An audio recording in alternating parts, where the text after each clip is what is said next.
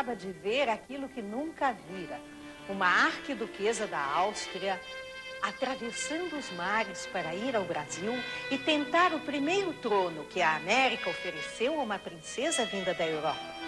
A filha dos modernos Césares, transplantada para climas dos quais os antigos Césares jamais suspeitaram a existência.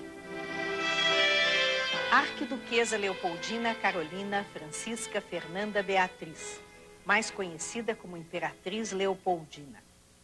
Nasceu em Viena, na Áustria, em 22 de janeiro de 1797, e foi a mulher de nosso imperador Dom Pedro I, casada por procuração, em Viena mesmo, em 13 de maio de 1817, tendo se tornado princesa real do Reino Unido de Portugal, Brasil e Algarve, posteriormente tornando-se princesa regente do Império e imperatriz do Brasil. Dona Leopoldina era filha do imperador da Áustria, Francisco I, e de Dona Maria Teresa das Duas Sicílias. Tinha precedido Leopoldina a sua irmã Maria Luísa, casada com Napoleão Bonaparte. Seguiram-se mais 10 crianças, entre elas o herdeiro do trono austríaco, Fernando. Residiam em Hofburg, Palácio Imperial no centro de Viena, e no Palácio Luxuoso de Schönbrunn, fora da cidade, que com seus vastos e belos parques tornara-se a residência preferida da família imperial. O domicílio de verão era o castelo de Laxenburg, a 30 quilômetros de Viena, perto de Baden. Ali havia grandes parques, jardins, prados e campos, além do próprio palácio, com seus pavilhões, dependências para a agricultura e um pequeno teatro que muito atraía as crianças imperiais. Em 1807, quando contava apenas 10 anos de idade, ela perdeu a mãe. Mas com certeza, sem dúvida alguma, Leopoldina guardou em sua memória e no seu subconsciente alguma coisa importante do modelo materno. No entanto, foi a sua madrasta quem a moldou nos anos decisivos de sua juventude. A terceira esposa de Francisco I, Maria Ludovica d'Hondt, sua prima, e como ele, neta da grande imperatriz austríaca Maria Teresa, tinha somente 20 anos quando se casou com o imperador em 1808. Em 1809, a vida familiar foi outra vez interrompida pela guerra. Napoleão ocupou as províncias austríacas, obrigando a família imperial a fugir novamente para Ofen. Francisco I, que até então era Francisco II, imperador do Sacro Império Romano-Germânico da nação alemã, é obrigado a renunciar ao Sacro Império e assumir o título de imperador da Áustria, da Hungria e da Boêmia, reduzindo consideravelmente o seu domínio. E ainda Dona Leopoldina assiste ao casamento necessário da sua irmã mais querida, Maria Luísa, que tinha dela uma diferença de 5 anos, com o grande inimigo, né, com o próprio Napoleão Bonaparte, para que, com isso, Francisco I pudesse salvar a Áustria de uma destruição maior e tivesse tempo para arquitetar uma reação contra Napoleão. Após a derrota de Napoleão, reuniram-se em Viena 216 representantes de delegações para a criação do Congresso da Paz, cujo objetivo principal era a fundação da Santa Aliança. A meta primordial seria combater os ideais da Revolução Francesa. No entanto, continuava, como sempre, a vida familiar na casa dos Habsburgos. Apesar da imperatriz Maria Ludovica estar constantemente adoecida, ainda assim organizava todos os domingos bailes para as arquiduquesas, os arquiduques e os demais parentes. Dona Leopoldina demonstrou sempre um talento muito particular pela biologia, de modo geral, na época chamada de ciências naturais, particularmente pela mineralogia e pela botânica.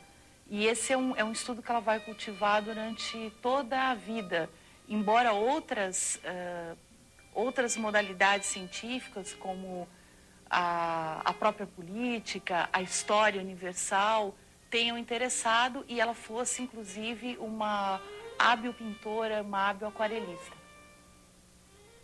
Em 1816, um fato abalou profundamente a jovem Leopoldina. A morte de sua madrasta, a quem ela estimava e amava como se fosse sua verdadeira mãe. Maria Ludovica não foi apenas um modelo intelectual e moral para a jovem Leopoldina, mas também o da cunhagem do seu caráter. Com o acontecido, Leopoldina passava horas e horas com o pai por causa da falta que sentia de sua madrasta. Certo dia, Francisco I comentou pela primeira vez sobre o iminente noivado de sua filha Leopoldina. Numa reunião familiar, disse que talvez no próximo inverno ela não estaria mais entre eles. Logo, Leopoldina comunicou o fato do seu noivado à irmã Maria Luísa. Nada sei acerca de um casamento, apesar de mandar investigar por meus espiões secretos. Tremo por estar o caso nas mãos de Metternich, que não deixará escapar como os demais. Acredito que as perspectivas a respeito de minha determinação são favoráveis. Quem negociou o casamento foi o chanceler Metternich, famoso em toda a história do século XVIII.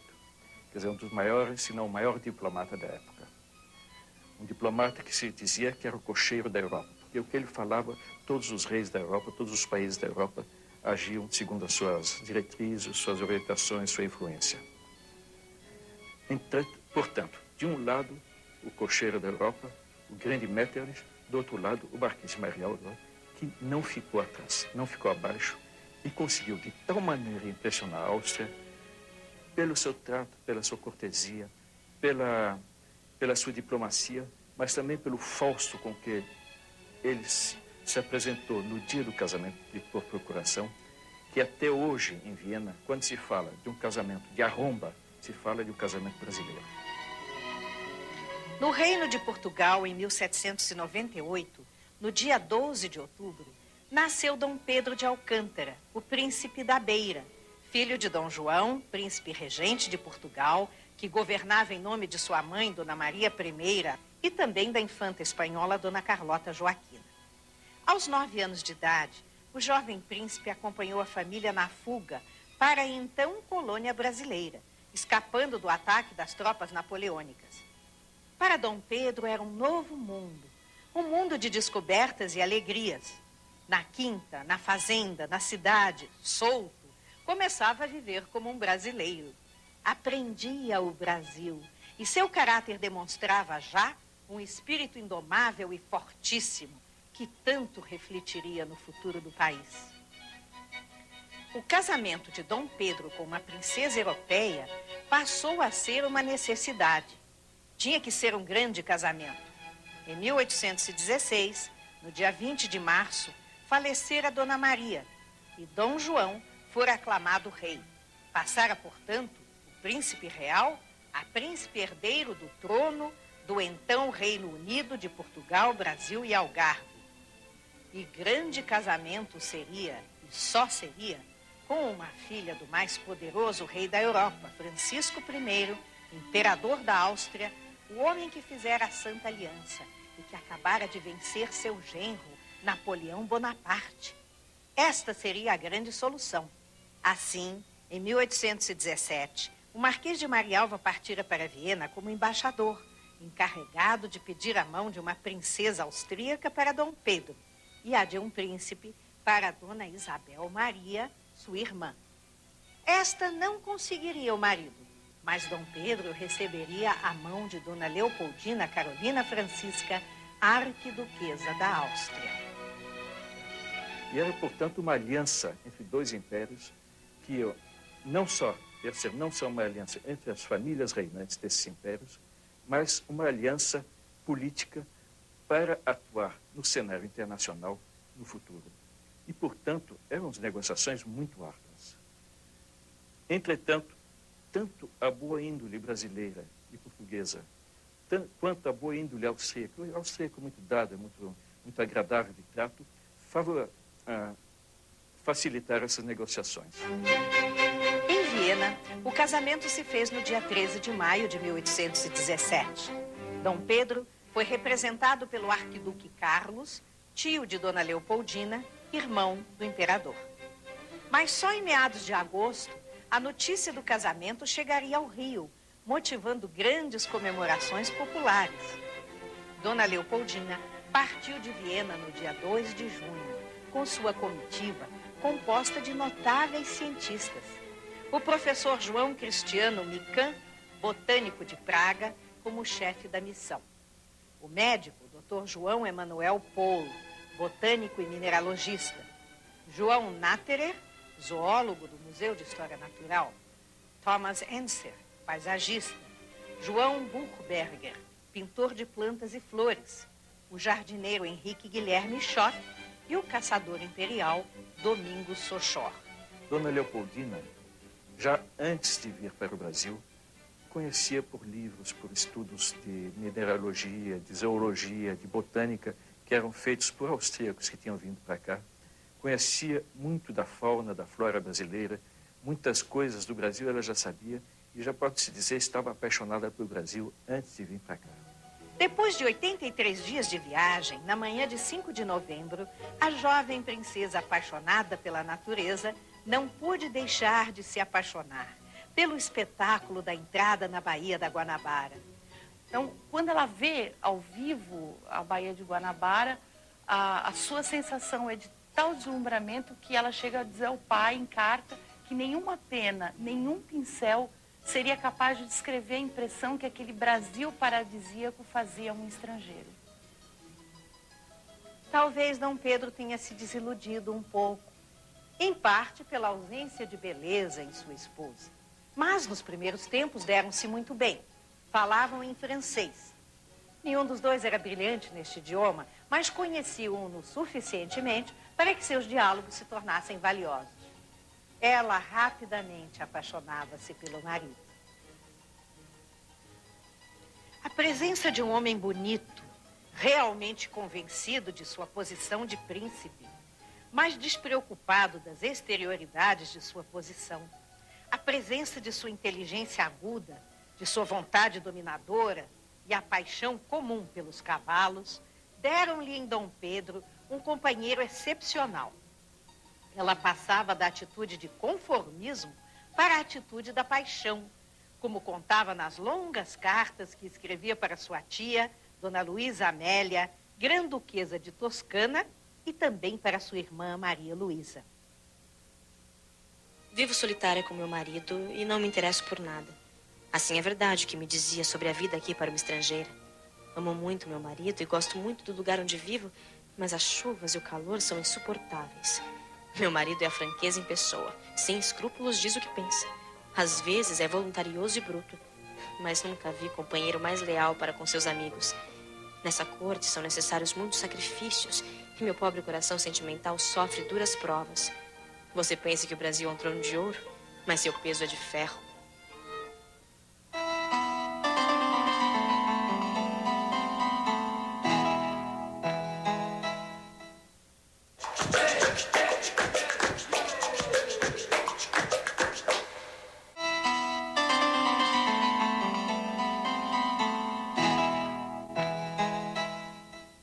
No dia 4 de abril de 1819, num domingo de Ramos, às 5 horas da tarde, Dona Maria da Glória Joana Carlota Leopoldina da Cruz, Francisca Xavier de Paula Isidora Micaela Gabriela Rafaela Gonzaga veio ao mundo.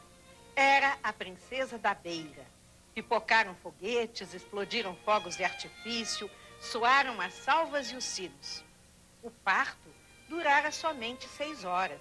Excepcional tempo para uma primípara. Dona Leopoldina se revelava, assim, uma boa geratriz. E isto era importante para a glória das duas dinastias, os Habsburgos e os Braganças. Assim, quando Dom Pedro completava a maioridade aos 21 anos de idade, o casal gozava da mais completa felicidade.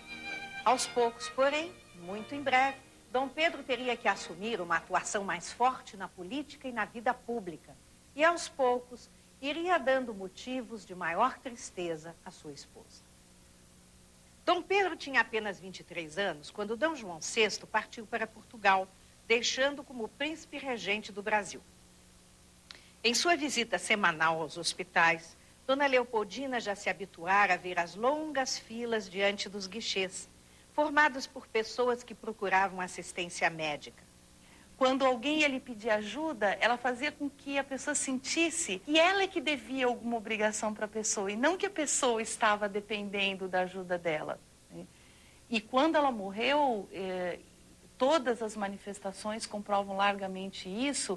Se pôde avaliar a extensão dos benefícios que ela derramou entre pessoas absolutamente estranhas, né, e que ficaram totalmente desesperadas diante da perda da sua protetora. Inclusive, ela costumava mesmo visitar as pessoas nas suas casas, visitar doentes nas suas casas, de uma maneira anônima. E esse é um outro lado muito interessante. Poucas pessoas sabiam da extensão das atividades de ajuda, de assistência social que ela praticava. Ela fazia questão que isso fosse mantido na mais absoluta descrição, né? Que isso não fosse usado como uma forma de promoção. Invariavelmente, Dona Leopoldina vendia cavalos de sua propriedade e até algumas joias para socorrer os necessitados, pagando médicos e seus assistentes. Apesar de ter o alemão como língua materna, rapidamente Dona Leopoldina aprendeu o português, compartilhando assim do espírito genuinamente brasileiro, ou seja, adquirindo hábitos luso-americanos, dedicando-se ao seu sofrido povo. Dom Pedro foi informado que a legião portuguesa recebera ordens de enviá-lo para a Europa. O general Avilés deveria cumprir suas ordens. A situação do Brasil era constrangedora, solidão nas cidades, bandos de facínoras organizados andavam pelas ruas e, se acaso encontrassem algum suspeito, o deixavam quase morto de pancadas. O terror se apoderava de todos os ânimos. Vieram as noites de insônia. Dom Pedro I, por respeito ao pai, por amor a Portugal, não se pode dizer que tenha cambaleado, mas precisava de um apoio. E esse apoio foi dado por Dona Leopoldina.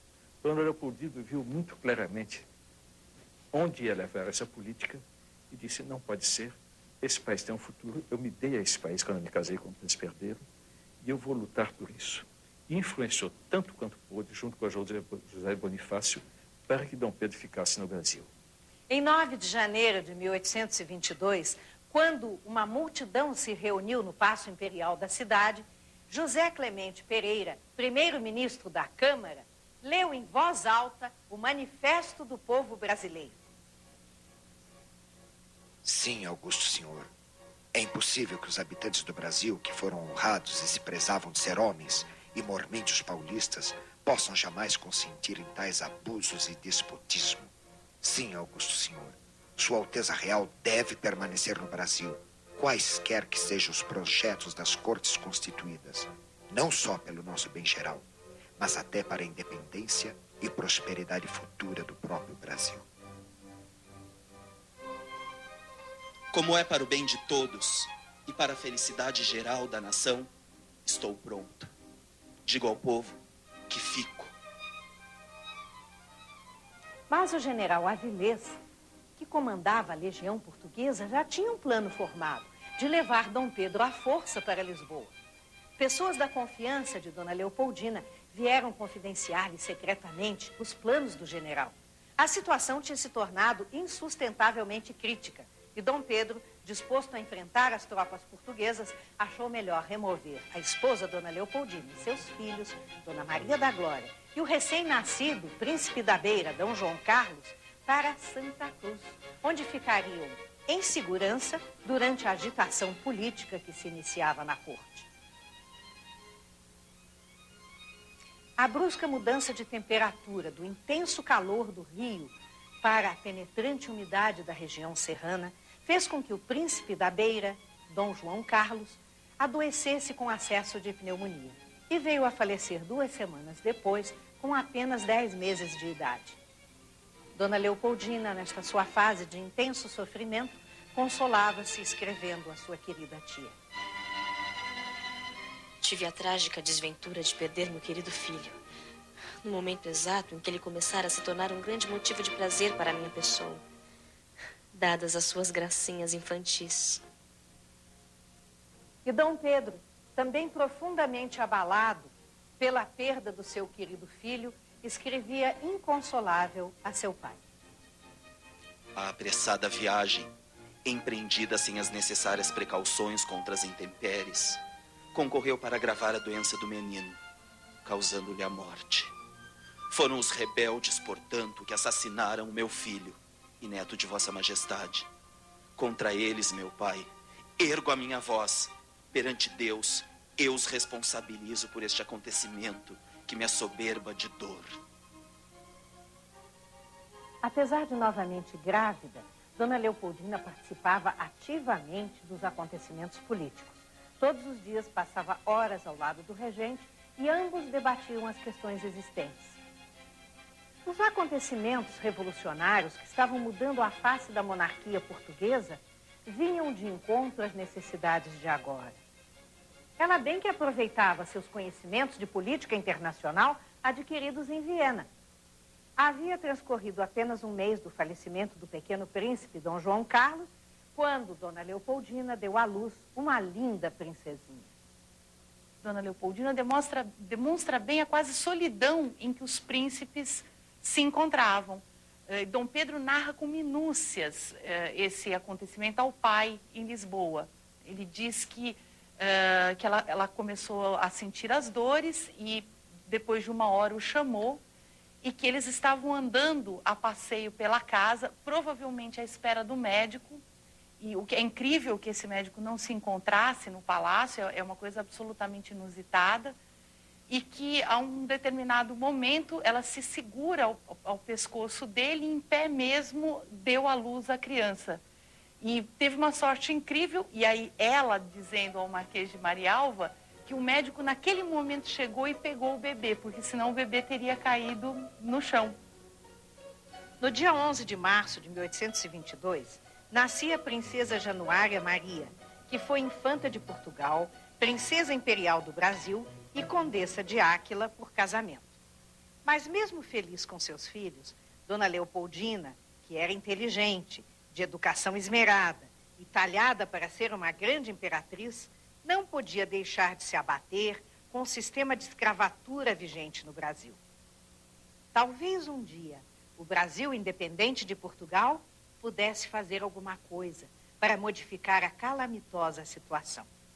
Em 2 de setembro de 1822, Dona Leopoldina, na qualidade de princesa regente, nomeada por decreto, e na ausência de Dom Pedro, que se encontrava em viagem à província de São Paulo, aconselhado que fora por José Bonifácio de Andrada e Silva, reuniu o Conselho de Estado e comunicou imediatamente o recebimento das cartas régias de Lisboa, que insistiam no retorno imediato do príncipe para Portugal. A decisão a ser tomada estava a cargo de Dona Leopoldina, que cooperou vivamente, dentro e fora do país, para a independência do Brasil. Senhores, Portugal não tem esse direito. Temos que fazer alguma coisa. Mas o príncipe regente está em São Paulo. A princesa regente não poderá admitir essa situação. Mas nem o senhor primeiro-ministro José Bonifácio. Nós também não iremos admitir. O conselho foi convocado para dar um basta a isso. Chegou a hora da independência. Temos que nos separar de Portugal. Somos brasileiros ou não somos? E que viva o Brasil! E que viva um Brasil livre e independente! Senhor primeiro-ministro, senhores do conselho, hoje, dia 2 de setembro de 1822, nós, brasileiros, estamos aqui reunidos para decidir sobre o futuro de nossa pátria. Que o senhor José Bonifácio diga-me a decisão do Conselho de Estado, a qual concordarei e reafirmarei de maneira oficial em substituição ao príncipe regente, meu amado esposo. Majestade, nós tudo fizemos para estarmos juntos a Portugal. Mas Portugal insiste em fazer retornar o Reino do Brasil à situação de colônia. A corte portuguesa ordena que o príncipe volte a Portugal. Isso não podemos admitir. Não se pode mais esperar. Eles declaram nulo o decreto de criação deste conselho. Isso é um absurdo. Não, senhores. Nosso reino não voltará a ser colônia de Portugal. No que depender de mim, não. E tenho certeza que no que depender de Dom Pedro também. Escrevamos a ele e comuniquemos o que quer Portugal e o que nós, brasileiros, queremos. Que o conselho permaneça reunido.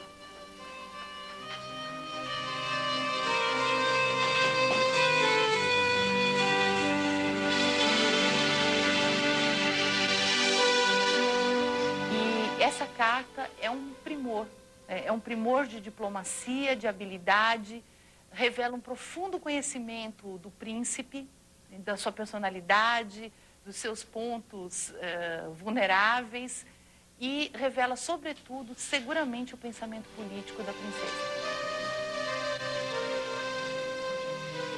Alteza, estamos fazendo a coisa certa.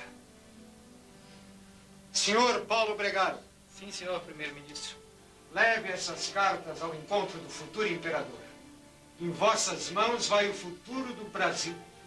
E não perca um minuto sequer no caminho, nem que os cavalos caiam mortos. Alteza? A influência de Dona Leopoldina foi determinante. Se não foi determinante, foi possante nessa ocasião. E tem um trecho muito interessante em que ela vai afirmar: já dissestes aqui o que iríeis fazer em São Paulo. Fazei, pois. Tereis o apoio do Brasil inteiro e contra a vontade do povo brasileiro, as tropas portuguesas que aqui estão nada poderão fazer.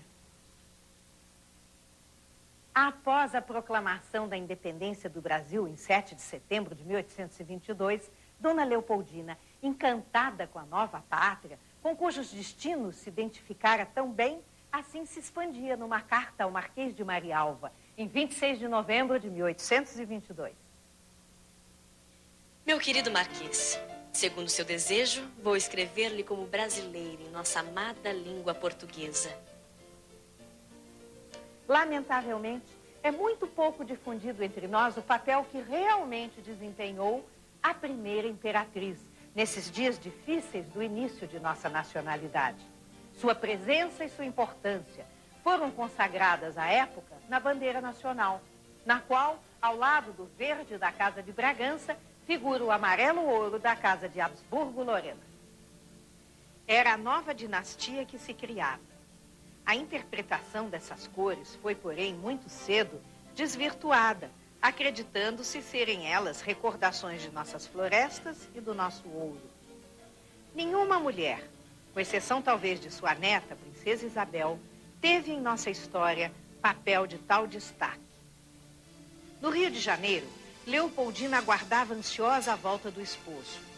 Ela promovia o beijamão, atendia a todos os casos do palácio e presidia a Assembleia. Mas era com extremo sacrifício. Estava grávida novamente e não se sentia bem. Era um sacrifício presidir as assembleias, já que não eram mais remetidos à corte de Portugal os processos, que se avolumavam extraordinariamente. José Bonifácio, fiel ministro, estava constantemente a seu lado, aconselhando, ajudando, estando sempre a par dos acontecimentos. Quando Dom Pedro voltou de São Paulo, notou que a situação política estava muito tensa. Não lhe agradava que José Bonifácio, como primeiro-ministro do Império, com sua fama e popularidade, agora gozasse de uma situação de assustador poder. Influenciado por Francisco Gomes da Silva, o Chalaça, seu grande amigo e conselheiro, Dom Pedro I, que conhecera na província de São Paulo uma mulher provocante e sensual, Domitília de Castro Canto e Melo, por influência do amigo, resolveu trazê-la para a corte, onde ambos viveriam uma louca aventura de amor. A paulista parecia ter se infiltrado em seu sangue. É verdade, Domitila. O príncipe dará esta noite no teatro um espetáculo de gala para festejar a independência. E o nosso camarote, Sua Alteza reservou ao lado do camarote real. Você compreende isso, minha irmã? É a salvação da nossa família. Titília, o príncipe está louco por você.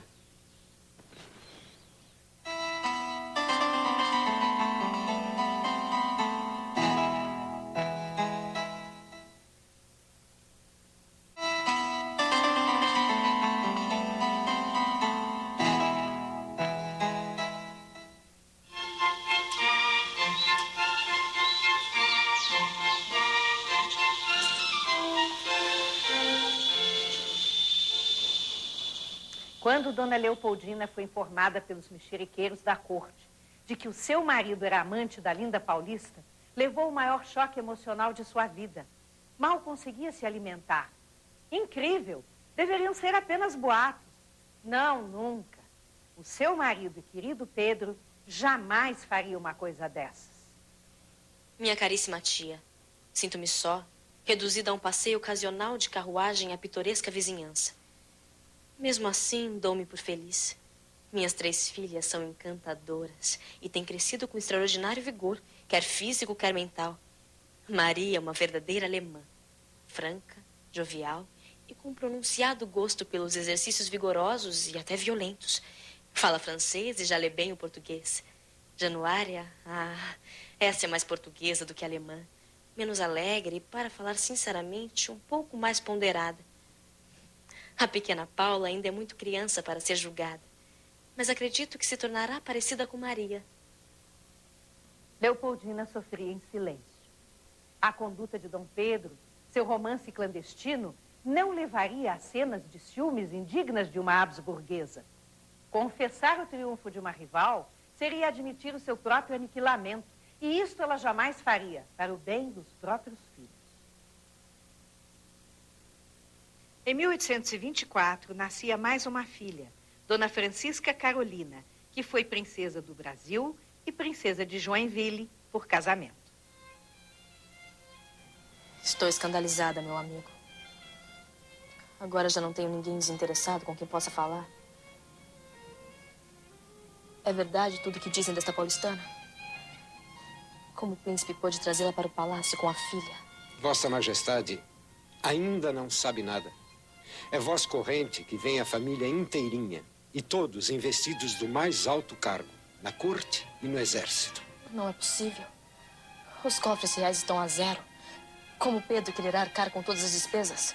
Por enquanto, ficarão na fazenda de Mata-Porcos, na Tijuca. Mas muito em breve estará pronto o castelinho da Paulista. Aqui mesmo, às portas do vosso palácio. Dom Pedro está cansado de ir lá na fazenda da Tijuca visitar a sua moça. Irá trazê-la para cá. Como eu gostaria de voltar para a minha Áustria. Eu sinto tanta saudade da minha família. Do meu querido pai, que não me deixaria aqui nem mais um instante se eu soubesse o que Pedro tem feito.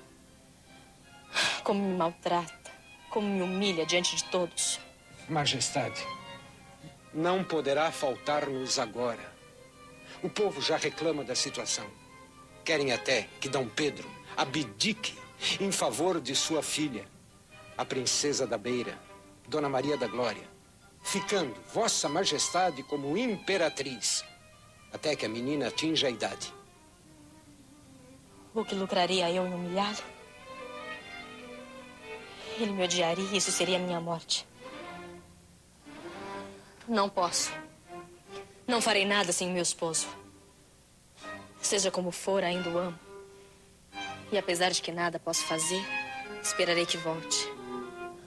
Buscarei um pouco de conforto nas minhas orações e no cumprimento do meu dever para com os meus filhos e para com minha pátria.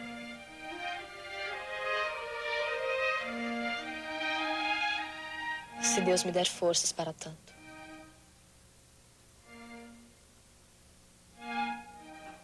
A favorita do imperador, agora promovida à condição de Marquesa de Santos, tratava dos seus interesses pessoais. Isto é, queria também ser promovida a primeira-dama da corte. A sua filhinha Isabel Maria também seria apresentada à corte. Mas faltava convencer Dona Leopoldina a aceitar a nova dama na corte. Já que, com os irmãos Andradas, a primeira-dama, irmã deles, também se demitira. Quando soube da existência da pequena Isabel Maria, a imperatriz sofreu mais um golpe. E com a sua admissão ao Palácio de São Cristóvão, o orgulho de Dona Leopoldina sofreu mais um novo insulto. Meses depois, tanto Sua Majestade quanto a favorita estavam grávidas, o que foi constatado pelas costureiras da corte comparando as medidas. Mas uma não sabia da outra. Em 2 de dezembro de 1825, nascia o príncipe e futuro imperador Pedro de Alcântara, Habsburgo e Bragança. 5 dias após, Domitila dava à luz uma criança do sexo masculino, a quem deram o nome de Pedro de Alcântara Brasileiro, que veio a falecer com apenas 3 meses de idade. A imperatriz fingia nada ver e ouvir dos cochichos da corte. Apenas rezava. Portugal estava em crise. A Inglaterra exigia que Dom Pedro voltasse a Lisboa após o falecimento de Dom João VI, pois a dívida nacional portuguesa, resultante de um empréstimo que a Inglaterra fizera ao pequeno país amigo para sua reconstrução após a invasão napoleônica, precisava ser paga. Dom Pedro precisava se decidir pelo Brasil ou por Portugal. Decidiu-se em favor de sua filha, Dona Maria da Glória. Enquanto a menina não chegasse a Portugal, para a formal tomada de posse da coroa, a regência do trono ficaria com seu irmão, Dom Miguel. Justamente nesta época, insistia Domitila que Dom Pedro reconhecesse a filha bastarda. Após a revisão das datas do batismo, o registro vergonhoso onde constava pais desconhecidos era substituído pela assinatura imperial. Dona Leopoldina andava pálida e desanimada pelo palácio. Havia 3 dias que Dom Pedro não aparecia e ela precisava tanto falar-lhe. A sua filha mais nova, Francisca, estava com gripe e febril. E sempre que o pai aparecia, ela melhorava, pois ele sabia como agradá-la, trazendo de volta o brilho da alegria aos seus olhinhos infantis.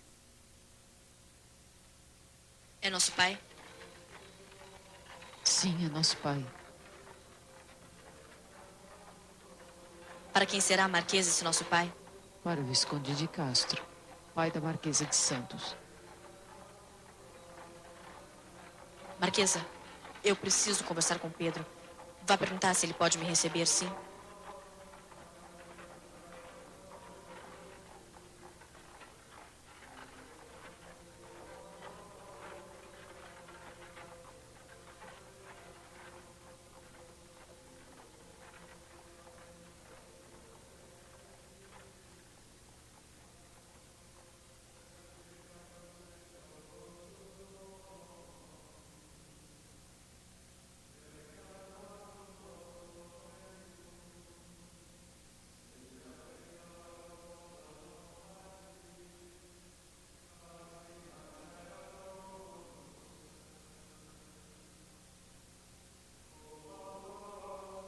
Majestade, Dom Pedro não está no paço. Majestade, há 3 dias, Dom Pedro está fora do paço. Encontra-se em casa da Marquesa de Santos. Permanece velando o corpo do Visconde de Castro. Mas nem à noite ele volta? Não é possível que faça isso com sua família. 3 dias ausente, tão perto daqui? É ultrajante.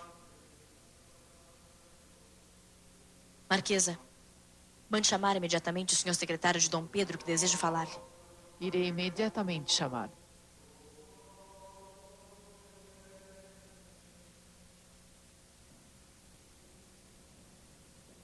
Majestade, mandou-me chamar. Em que posso ajudá-la? Apronte toda a roupa do imperador. Arrume em baús ou como quiser. Ele irá se mudar ainda hoje para a casa da Marquesa de Santos. Vamos, cumpra as ordens da sua imperatriz. Cumprirei, majestade.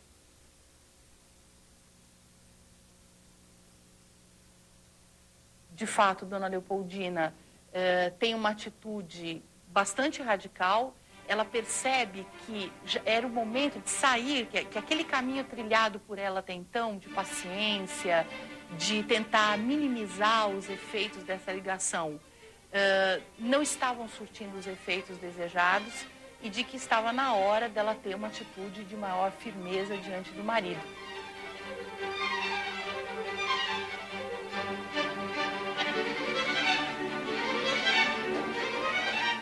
O que está acontecendo? Saiam! Saiam todos! Não é nada. Eu vou me embora do paço. Como? Para onde Vossa Majestade pensa que vai? Vou para o convento da Ajuda. Ficarei lá até que meu pai me mande buscar. É num convento que deve ficar uma imperatriz sem marido. Enlouqueceu. Já mandei que as malas de Vossa Majestade fossem transportadas para a casa da senhora Marquesa de Santos. Vossa Majestade, que não se envergonha de passar dias inteiros em companhia dessa mulher, poderá morar de hoje em diante publicamente com a adúltera. Vossa Majestade enlouqueceu. Não vê o escândalo? Vossa Majestade, quem tem a ousadia de falar em escândalos? O que tem feito o imperador nos últimos tempos em ser escândalos? O que é, Vossa Majestade, neste momento, com a sua amante pública, senão o mais escandaloso de todos os homens? Vossa Majestade, contenha-se! Ouviu bem? Contenha-se! Foi só uma desmiolada. Uma desmiolada é capaz de dizer o que Vossa Majestade está dizendo! Basta! Já estou farta de suportar tantas humilhações. Vossa Majestade esqueceu-se que sou filha de imperador, que sou mulher de imperador, que sou mãe do futuro imperador. E não se envergonhou de trazer para o paço como minha primeira dama, a amante de Vossa Majestade. Não se envergonhou de fazer dela uma Marquesa de Santos. Não se entristeceu por manchar em público a honra de sua mulher, reconhecendo por decreto o fruto ilícito desses amores de pecado. Não, senhor Dom Pedro, não. É demais. Vai viver com a Paulista. Mas deixe-me ir em paz para um convento, longe do lodo desse imundície que o cerca. Basta de falsidade, Pedro. Basta! Cale-se! Vamos, dá na tua mulher. Espanca a mãe de teus filhos. Vamos, senhor Dom Pedro. Faz esse ato heróico. Bate! Bate na imperatriz do Brasil. Bate! O estado emocional de Dona Leopoldina atingira o seu limite máximo. Era tarde demais. A imperatriz esvaía-se em sangue. Teve um aborto de um feto masculino. Chamaram os médicos imediatamente. Dom Pedro andava aflito de um lado para o outro, totalmente desorientado. Perdia-se em sentimentos contraditórios, ora acovardado diante do remorso que lhe corroía o ser, ora embalado pelo feitiço do novo amor. De joelhos, perante o oratório de sua esposa, suplicava aos céus perdão por seus atos e rogava a Deus que concedesse saúde a Dona Leopoldina. No dia seguinte, Dom Pedro, exaltado pelas notícias recebidas das consideráveis baixas ocorridas no exército brasileiro, decidiu-se a viajar para o sul. Foi ver pessoalmente a situação da guerra nas províncias cisplatinas e tomar contato com as tropas. Não sabia quando voltaria. Dona Leopoldina, assim que melhorasse, tomaria conta dos negócios do Estado e da corte.